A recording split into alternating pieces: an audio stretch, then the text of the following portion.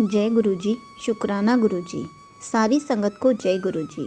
आज मैं आप सबको बताऊंगी कि गुरुजी हमेशा क्यों कहते हैं कि सत्संग को इग्नोर मत किया कर, सत्संग को ध्यान से सुना कर। बहुत ही अच्छी इन्फॉर्मेशन दूंगी इस वीडियो में, इसलिए वीडियो को लाइक करके चैनल को सब्सक्राइब कर देना और कमेंट्स में जय गुरुजी लिखना मत भूलना। संगत जी, हम कितने खुश नसीब हैं कि हमें रोज़ सत्संग सुनने का या फिर सुनाने का मौका दिया जाता है।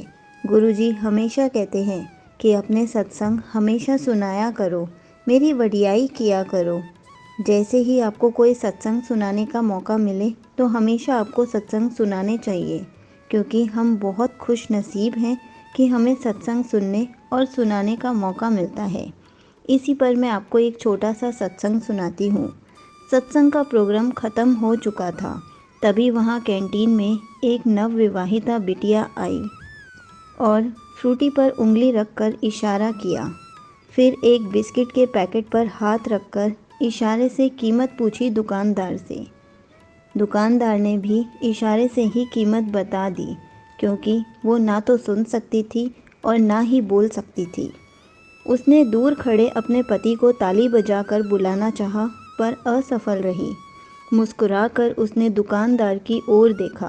उसकी मुस्कान और असफल प्रयास से थोड़ा मन भर आया था दुकानदार का। फिर दुकानदार ने किसी को आवाज़ देकर उनके पति को इधर बुलवाया। पता चला कि वो भी बोल और सुन नहीं सकते। उस समय दुकानदार को यह सब देखकर बड़ा अचंभा हुआ। थोड़ी ही देर में दुकानदार उनकी इशारों की भाषा समझने लगा। फिर लड़की ने एक पेपर पर लिखकर पूछा कि आज का सत्संग सुना था? गुरुजी कितना अच्छा समझा रहे थे। दुकानदार ने उनको लिखकर दिया कि मैंने पूरा सत्संग नहीं सुना, सिर्फ 20 मिनट का ही सत्संग सुन पाया हूँ। उसने फिर लिखकर पूछा, क्यों नहीं सुना? तो दुकानदार ने शर्म से लिखकर जवाब दिया, मुझे नींद आ जाती है सत्संग सुनते हुए। अभी दुकानदार यह बात लिख ही रहा था कि दुकानदार के एकदम से दिमाग में आया कि ये दोनों बोल और सुन नहीं सकते, तो इन्होंने सत्संग कैसे सुना?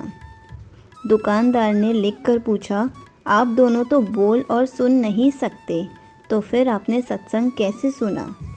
उन दोनों ने एक दूसरे की तरफ मुस्कुराते हुए देखा। फिर पेपर पर लिखा कि लिप्स रीडिंग यानी होठों के हिलने से शब्द समझ लेते हैं।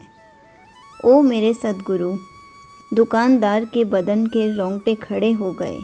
दुकानदार ने अपने मन में कहा, हे सच्चे पातशाह, मुझ जैसे नाशुक्रे को जिसके सारे अंग सही सलामत बख्शे हैं, सत्संग में नींद आ जाती है, और यह दोनों लगभग 50 मिनट का सत्संग बिना ध्यान भटकाए, बिना पलके झपकाए, सिर्फ आपके होठों को ही देखते रहते हैं और उसका अर्थ लगाकर सत्संग समझ जाते हैं।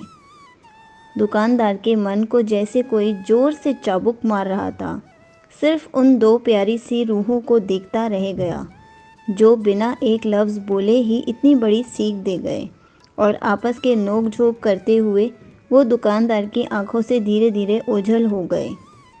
इसलिए कहा, बड़ी कृपा है उस गुरु जी की हम जीवों पर कि हमें सत्संग की अनमोल घड़ियाँ रोज़ नसीब होती हैं। इसलिए हमें कभी भी सत्संग को इग्नोर नहीं करना चाहिए। हम जो भी सत्संग सुनते हैं या सुनाते हैं वो बहुत अच्छे से करना चाहिए।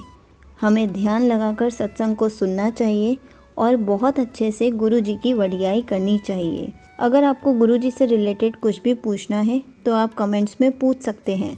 मैं उसका आंसर कमेंट में रिप्लाई करके या फिर वीडियो बनाकर ज़रूर दूंगी। जय गुरुजी, शुक्राना गुरुजी।